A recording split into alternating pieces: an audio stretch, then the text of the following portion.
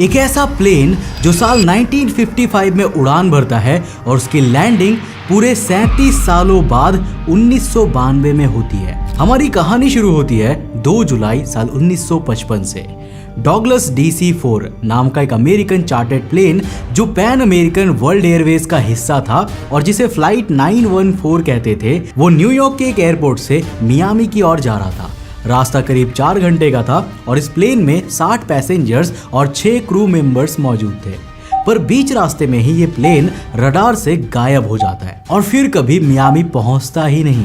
Missing planes और ships की कहानियां तो आपने बहुत सुनी होंगी, जिनको खोजने के लिए सालों तक तलाश चलती है पर उनका कोई भी नामो निशान कभी नहीं मिलता। अब डॉगलस DC-4 के साथ भी कुछ ऐसा ही होता है। काफी खोजबीन के बाद जब इस प्लेन का कोई भी अता पता नहीं चलता तो इसे मिसिंग घोषित कर दिया जाता है और डॉगलस DC-4 की कहानी इतिहास के पन्नों में दफन हो जाती है। पर 21 मई 1992 को वेनेजुएला की कैपिटल काराकास के एयरपोर्ट पर कुछ ऐसा होता है जिसने अपने पीछे कई सवाल छोड़ दिए। एयरपोर्ट के क्रू को आसमान में एक प्लेन नजर आता है, लेकिन सरप्राइजिंग बात तो ये थी कि वो प्लेन एयर ट्रैफिक कंट्रोल के रडार में नजर नहीं आ रही थी। इतने में वो प्लेन एयरपोर्ट के कंट्रोल रूम से कांटेक्ट करता है और यहाँ मौजूद ऑफिसर, जिनका नाम जुआन दे ला कोर्ते था, वो इस पूरी घटना के गवाह बनते हैं। जब जुआन प्लेन के पायलट से प्लेन का नाम पूछता है तो वो बताता है कि मैं DC-4 में सवार हूँ और हम मियामी एयरपोर्ट पर लैंडिंग करना चाहते हैं। अब पायलट बहुत ही घबराया हुआ लग रहा था और ये घबराहट तब डबल हो जाती है जब जुआन उसे बताता है कि ये मियामी नहीं बल्कि वेनेजुएला का काराकास एयरपोर्ट है। मतलब DC-4 अपनी डेस्टिनेशन से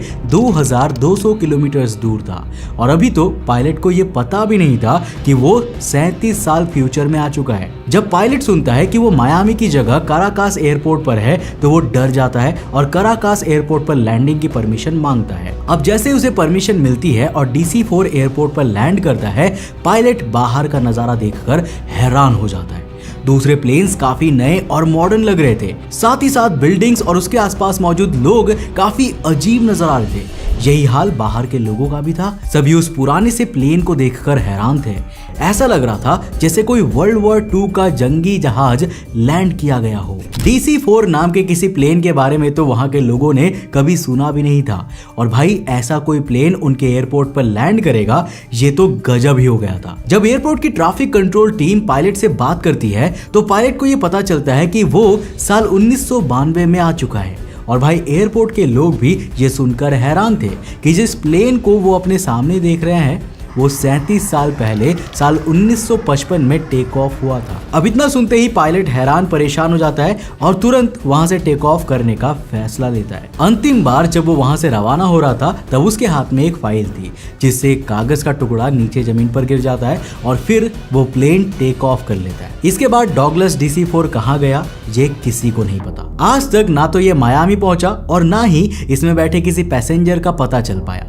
वो कागज जिसे पायलट अपने पीछे छोड़कर गया था वो असल में एक कैलेंडर था, वो भी साल 1955 का, जो ये साबित करता है कि ये घटना 100% सच थी। लेकिन अगर ऐसा है तो साल 1955 में निकला प्लेन 37 सालों तक रहा कहां था? और क्या डॉगलस DC-4 ने टाइम ट्रैवल किया था? अब देखो, अगर इसने टाइम ट्रैवल किया था तो रियल वर्ल्ड में ऐसा सिर्फ 2 ही तरीकों से पॉसिबल है। पहला तब जब कोई ऑब्जेक्ट ब्लैक होल के बेहद करीब पहुंच जाता है और दूसरा जब वो लाइट की स्पीड को मैच कर लेता है। अब अगर एक प्लेन पृथ्वी पर उड़ रहा था तो ब्लैक होल के पास पहुंचना या पृथ्वी पर उसका सामना किसी ब्लैक होल के साथ होना बिल्कुल भी पॉसिबल नहीं है। दूसरी तरफ डॉगलस DC-4 जो एक 4 इंजन प्लेन था वो साल 1942 का मैन्युफैक्चर था और उसकी इतनी स्पीड पॉसिबल ही नहीं थी कि वो लाइट की स्पीड को मैच कर पाए। मतलब कि इस प्लेन का टाइम ट्रैवल करना तो बिल्कुल भी पॉसिबल नहीं था। तो फिर 1955 में टेक ऑफ करने वाला ये प्लेन 1992 में पहुंचा कैसे? वेल, ठीक वैसे ही जैसे साल 1998 में पैदा हुए रशीद खान ने साल 1992 में इमरान खान को वर्ल्ड कप की ट्रॉफी उठाते देखा। पाकिस्तान के पेस एक्सप्रेस हसन अली ने भारत के खिलाफ एक मैच में 10 विकेट्स उड़ाए और हमारी ओपोजिशन के एक लीडर प्राइम मिनिस्टर बन गए। समझ रहे हो ना? कहने का मतलब ये है कि ये एक बहुत बड़ा हॉक्स था, यानी कि एक फेक न्यूज। हाँ, ये बात सच है कि साल 1947 से 1961 के बीच डॉगलस DC-4 नाम के 22 planes Pan American World Airways, जिसे पैन AM भी कहते हैं, उसमें शामिल थे।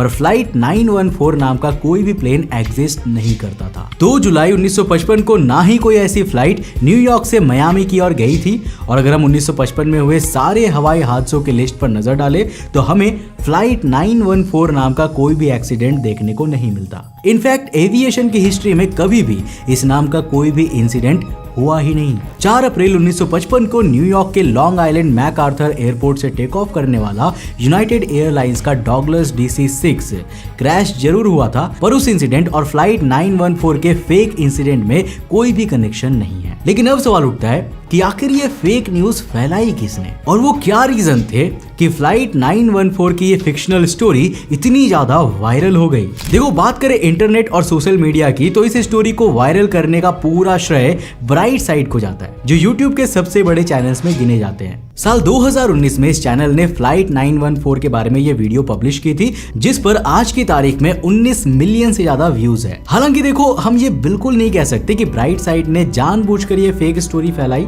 वीडियो में स्टोरी को रियल की तरह प्रेजेंट किया गया है, पर एक जगह नैरेटर साफ कहते हैं कि ये किसी फैसिनेशन की तरह लगती है। Smells kind of fishy, right?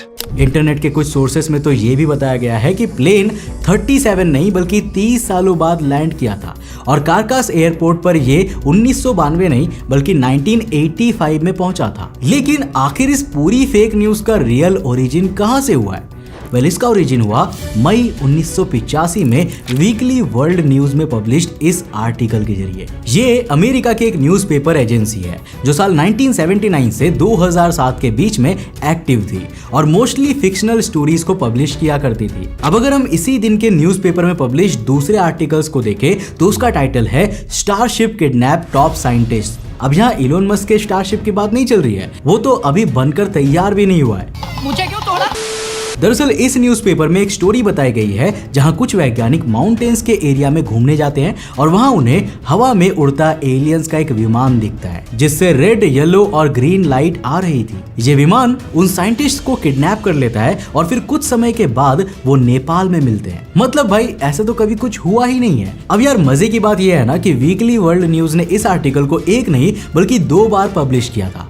पहला आर्टिकल ये है और दूसरा आपके सामने ये रहा, और दोनों ही आर्टिकल में आप गौर से देखोगे तो इस पूरी घटना के विटनेस ट्रैफिक कंट्रोलर जुआन दे ला कोर्ता की फोटो तक डिफरेंट है। ये दोनों ही फोटोज स्टॉक इमेजेस है और इनका डॉगलस DC-4 या कारकास एयरपोर्ट से कोई भी लेना देना नहीं है। वैसे वीकली वर्ल्ड न्यूज ने एकमात्र यही अफवाह नहीं फैलाई थी, बल्कि साल 1992 में उन्होंने ये आर्टिकल भी पब्लिश किया था। इसके अनुसार वैज्ञानिकों को वेस्ट वर्जीनिया के केव में बैट बॉय मिला है। ये एक ऐसा क्रिएचर था जिसकी आधी बॉडी इंसानों की थी और आधी बॉडी बैट की थी। कुछ आर्टिकल्स में तो ये तक दावा किया गया कि अमेरिका के फेमस पॉलिटिशियन हिलरी क्लिंटन ने इसे अडॉप्ट कर लिया है। Famous American singer Elvis Presley, जिनकी मौत साल 1977 में हो गई थी, उनको मौत के बाद देखे जाने की भी कई फेक न्यूज़ेस इसमें पब्लिश की गई थी। मतलब जो भी न्यूज आप यूट्यूब या किसी दूसरे सोशल मीडिया प्लेटफॉर्म पर देखते हो ना, उसे डबल चेक जरूर किया करो। क्या पता जिसे आप सच मानकर बैठे हो वो असल में एक स्टोरी मात्र है, एक फिक्शनल स्टोरी जो केवल लोगों को लुभाने के लिए बनाई गई थी। बाकी फ्लाइट 914 के बारे में आपका क्या विचार है, नीचे कमेंट सेक्शन में लिखकर जरूर बताना। वीडियो पसंद आया तो इसे लाइक करने के साथ साथ अपने फ्रेंड्स के साथ जरूर शेयर करना। अगर आप ऐसे ही और फिक्शनल स्टोरीज को एक्सपोज करना चाहते हो तो नीचे कमेंट सेक्शन में लिखकर जरूर बताना। अगर आपके कमेंट्स ज्यादा हुए तो मैं डेफिनेटली इस सीरीज को आगे बढ़ाऊंगा। दोस्तों, अगर आप नए हो चैनल पे तो इस चैनल को सब्सक्राइब करने के साथ साथ नोटिफिकेशन बेल को ऑन कर देना और जाने से पहले इस वीडियो को जरूर जाकर देखना जहां हमने बात किया है एक ऐसे सैटेलाइट के बारे में जो 13,000 साल से हमारे अर्थ को ऑर्बिट कर रहा है। लेकिन आखिर इस सैटेलाइट को भेजा किसने? वेल, इसकी डिस्कवरी तो सर निकोला टेस्ला ने की थी, लेकिन इसे भेजा किसने था 13,000 साल पहले, और आखिर क्यों? इसका पर्पस क्या है? जानने के लिए यहाँ पर क्लिक करके देखना, बहुत ही इंटरेस्टिंग वीडियो है, सच में मजा आ जाएगा। मैं मिलता हूं आपको नेक्स्ट एपिसोड के साथ, तब तक के लिए बाय, जय हिंद।